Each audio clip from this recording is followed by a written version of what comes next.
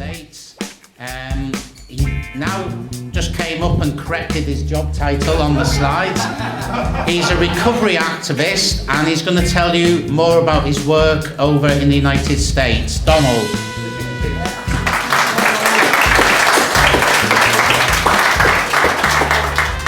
Yeah, I had to change that. I lost that job a couple years ago. I didn't lose it. I gave it away for good reason, right? This is all being recorded. Nothing, okay. Fresh start, that's what recovery is. Tony was talking about definitions of recovery, and I was over there thinking what a good definition for recovery would be, and I have mine, it's my thing, but it happened this morning. It happened this morning. I'm waking up before this, there's light. That's a hell of a light. Hey man, so this morning, woke up before this amazing thing that I've been looking forward to for months and months and months and months and months, and did not spontaneously pick out what I was going to wear.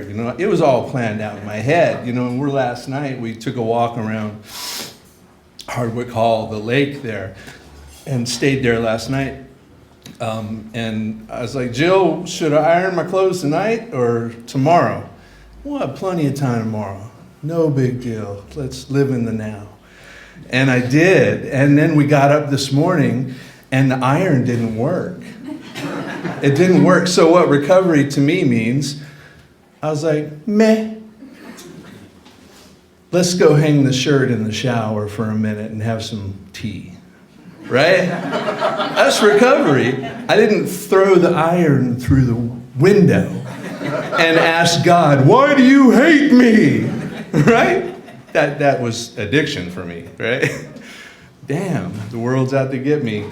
And I'm really off topic right now, but recovery has given me so much. It was only a couple weeks ago that I lost my beloved sister to this, and I remained present for my family, and I processed this. I'm not asking God, why do you hate us? God's busy somewhere else, I hope, where things are a lot worse off. So recovery has given me the tools, the maturity, the connection with other people, with family and friends, the coping skills, the purpose to continue in my life, even when life's not super awesome. I know it's a journey, not an event. I am a person thriving in sustained recovery from severe mental and substance use disorders. If all goes well, next month I'll be celebrating 15 years in sustained recovery. Right on. And that's a big damn deal right there, 15 years. And I'm going to present one day soon exactly how that happened. It's important that we tell our stories very accurately and say, well, it happened because I wanted it bad enough. No. There was much that went into it. Compassion and love, the reduction of harm, the preservation of life, access to adequate and appropriate treatment services, robust recovery support services for years and years and years, and then the opportunity to actualize my potential and live a full life. That's what went into my recovery, not just because I wanted it bad enough or because I'm awesome. It was a lot of hard work, but a whole ton of support. I'm really grateful to Dot and Recovery Connections for bringing me over here. It was a big deal. I'm grateful to Anne-Marie. We've been friends on Twitter for about 10 years. When I first got into the field, I was about 5-6 years in recovery. And when you get to 5 years in your recovery, you're like, is this all there is? This is, oh shit. Or, wow, I'm taking this to the next level, find my meaning in life. And so I wanted to get into the helping space, and I got a job as a security guard at a methadone clinic and started studying counseling at County College. And the trajectory from there over the next 10 years took me to what I get to do now, I get to be a recovery activist. I get to leverage my recovery status, my power and privilege, and access to power and privilege to make sure that everybody has the opportunity to thrive in recovery as I did, and as every family member get the same level of support that my family received, because we don't. This is a civil rights issue. So I'm an activist now, and that's not a self-aggrandizing title. The recovery movement is a civil rights movement. The recovery movement is a civil rights movement.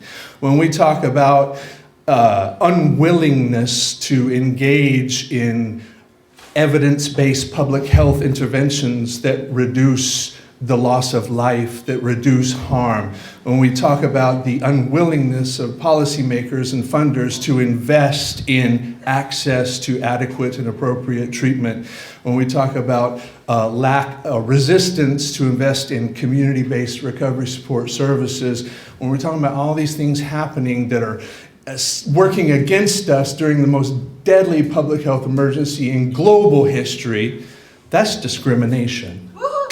Yeah. But the toughest crowd I have to convince is our people. You know, that I didn't shoot myself in the foot, that I'm not a bad person, that I didn't bring this on myself. No, I am 1 in 7 who experienced this by no choice of my own. And now I'm thriving in recovery, and you are too. And you deserve to be in recovery. You deserve to be happy. Don't let people tell you you don't deserve it. Your families deserve to feel supported. They deserve a casserole. And then you deserve the opportunity to thrive and chase your dreams. You don't deserve to struggle your whole damn life because of chronic illness pathology that 1 in 7 of us have. No, you don't deserve to suffer. So come get you some. Right on. So I was a little worried about coming here, that I wouldn't have anything in common with you. I'm an activist in America, and we got our issues in America. You may have seen it on the news or on Twitter. I don't know, right? And I was like, I can't connect with you, you know, maybe not the same. And then we went out for lunch, and it was even worse, because I was like, it was like kidney pie on mushy peas smothered in gravy, right? And I'm like, oh, damn, we're so different. But then last night when my beloved wife Jill and I were kind of brainstorming on what I may talk about, I got a nice bowl of macaroni and cheese for dinner. And I was like, oh yeah, here's what we have in common. We all love macaroni and cheese. Thank you. Mac and cheese. Mac and cheese. It's all about mac and cheese. So what do we have in common? And what I'm building up to by speaking about many pathways to recovery is we need to come together, y'all. We need this ecumenical culture of recovery, prevention, harm reduction, treatment, recovery, many pathways to come together and fight for what we deserve with one voice. That's what this recovery movement is all about, lest we forget all the pathways coming together under one house. What do we have in common? Y'all saw me grieve momentarily, you know, at the loss of my sister, and this my second sister that I've lost to this bullshit, okay? We grieve together. We feel the pain and loss of our family. We feel the pain and loss of our friends, right? As family members, as friends and allies. As people living with addiction, what do we have in common? We experience that same pain and hopelessness, right? The insanity of chasing down something we will never catch at the expense of everything that we ought to hold dear. We know what that imprisonment feels like, what that chain feels like. No matter how you recovered, we all have that in common, for sure. That's the pain.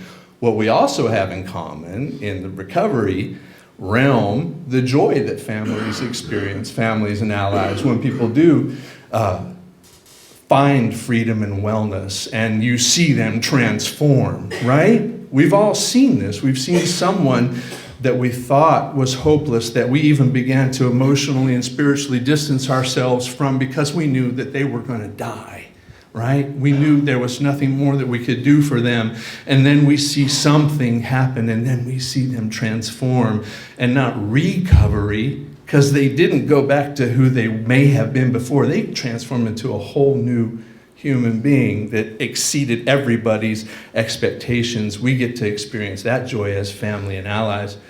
And as people in recovery, right, we also share the joy of our own recovery exceeding our expectations, of experiencing that personal wellness. A good friend of mine, Native American leader in North Carolina, Greg Jacobs, says, we're going around freeing the captives. That's what we're doing. So we are freed captives who are going about our life, freeing other captives. That's what we have in common. So why aren't we united? What the hell? We experience this in other marginalized yet diverse groups of people. Somehow, some powers outside of us get us to fight amongst ourselves and get distracted by what our differences may be and start to build hierarchies within our own marginalized group. I'm a little bit better than you, maybe not, maybe worse. And we're fighting amongst ourselves while they're laughing their asses off while we're fighting. We see that in other groups as well. We're seeing that a lot racially and economically in America as well, while we fight amongst ourselves and the 1% win the day. Why are we united? Well, not united. Imagine the power. Imagine the power of our tens of millions of recovered voices globally coming together with one message, right? This is not our fault. We should expect this, that 1 in 7 of us will experience this. We deserve access to adequate and appropriate treatment services. We deserve robust recovery supports in our community. And then we deserve opportunity to live a full life in spite of what criminal justice system entanglements we may have had before. We deserve this, right? Because we know what causes addiction. We know how to treat addiction. We know how to prevent addiction. We know that people recover, and we know that they get better than well. This is what we know. And we also know that we don't access care like we ought to, like we deserve. We know that there's discrimination against us, that we are allowed to die when we have public health interventions that could preserve our life. We know we are allowed to stay sick and to keep re-entering the emergent health system and criminal justice system when we know how we could invest and keep people, get people well and keep people well. That's what we know. Imagine the power. So the stigma that's outside of our community. So this is us. We're the recovery community. People in recovery, whatever damn pathway, is awesome. Family members of people in recovery or in need of recovery, and then allies, our lovely allies that stand by us and see us transform. We are all the recovery community. The stigma outside of that community coming in inhibits us from seeking help. We know what causes it, we know how to prevent it, we know how to treat it, but you've internalized this stigma in me that I'm not going to even ask for help because I know how you think about me. You think I'm a dirtbag. That's what stigma's doing. And stigma also allows the systems that are inadequate, the systems that are discriminatory, to remain status quo. This external stigma doing that. And the stigma that's inside of our community, is keeping us from being authentic and vulnerable with one another. It's keeping us from being real with one another, from truly connecting with diverse folk. And isn't it the connection, isn't it the vulnerability that we experience together? Isn't that when we really grow, right? Really get that goodie that recovery is all about. When we find that purpose. It's keeping us from doing that because we're compartmenting ourselves and we're arguing over little stupid stuff, right? It's sad. They meet, what is it? Stand by. You keep talking, we keep dying. We keep fighting, we keep dying. So let's stop it. There are many pathways to recovery. All are cause for celebration. We are all part of an ecumenical culture of recovery globally. We have an identity, an international identity. That's some exciting stuff. We actually might be the largest group of human beings with that cultural identity shared, other than simply being human. We might be the largest group of folks like that. That's exciting, right? Yeah, hell yeah it is. It's a constituency of consequence. That's, I was gonna say that, the constituency of consequence, right? Imagine a global constituency of consequence. People have to listen to us. They have to listen to us. They can't ignore us while we fight amongst ourselves and get away with those menaces. So what I'm talking about is a global vanguard of people in multiple pathways of celebrated recovery, a global vanguard of their families that witness this, a global vanguard of the allies that walk with us. I'm talking about a giant group of tens of millions of people coming together and finally coming together and smashing the stigma surrounding addiction, raising the profile of recovery. So we no longer have to argue amongst ourselves, is this life worth saving? Is this life worth delivering into freedom? That's going to be so 2019. You feel me? Right on. So making this a quickie, right? Am I? No? You're doing great. I'm doing great. Okay, I had in my mind, get in, get out. I'm a musician too, and a jazz musician, and we get few bars to do a solo. It's like, get in, get out, get in, get out. You get in and you start like thinking, and then you're like, it turns to rubbish. Rubbish? No, it's great. It's great. Yeah. They're English, they don't know how to react. Oh. Speaking American. Yeah. Jill and I actually we didn't want to be so cliche and predictable, but yeah, we love listening to you too. We're just like, no, go on. What's the grocery list again? Right on.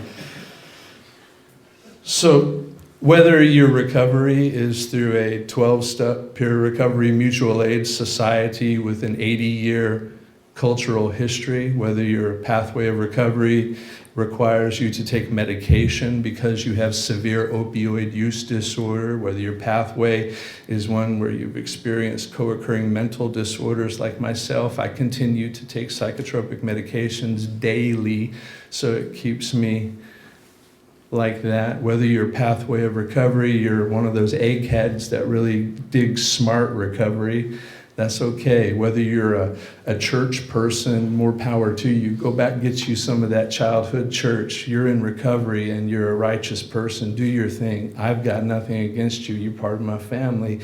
If you're a person who wants nothing to do with God or church, isn't that interesting? Come get you some. I've much to learn from you as you do from me. That's exciting. And we have a movement in America that's really blowing my mind. And I gave Anne-Marie the coyote from the indigenous American recovery movement, Don Coyas with White Bison. He says we're all coyotes, little yapping coyotes, advocates. Quite annoying little tricksters, right? We're noticeable. We can get some stuff done. We can take and get what we want. But when we bring the band together, and that's what a group of coyotes is called, a band, which is kind of cool. You bring a band of coyotes together, right? They can take down a lion. Word? So we're going to come together as a band of yapping coyote advocates, coyote clan activists, and we're going to make this change. But first, you have to believe that you deserve this. Smash that internalized stigma. Then we come together and we go out and we fight the stigma that's out there, which is discrimination. By telling our stories, by teaching the science of addiction, by changing our language, too, to be more appropriate and non-stigmatizing, and by activism, coming together. That's how we're going to change it. So, leaving you with 3 nuggets. We deserve this. Say that. We deserve this. We got this. Say it. We got this. We got this. Now say, come get you some. Thank you very much.